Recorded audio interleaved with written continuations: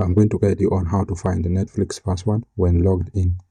If you find this useful, please consider subscribing and liking the video. Now, in order to find your Netflix password when you are logged in your Netflix app, there is no specific area where you can find the password. The only way that you can find your password is when you use your browser. So you will come to Google Chrome. Then you are going to tap on those three dots on your top right corner. Then at the bottom there, you are going to see settings. So tap on it. Then scroll down. Then under password and autofill, you are going to tap on Google Password Manager. Then tap on search passwords. Then now you can now search for Netflix.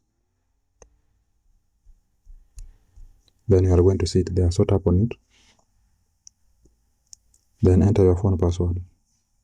Now you are going to see your email and your password. So if you tap on that I button, you are going to see what your password is. So that's how you can easily find Netflix password when you are logged in. I hope this was useful, and if it was, please consider to leave a like and to subscribe to the channel. It really means a lot to me. Thank you for watching and have a nice time.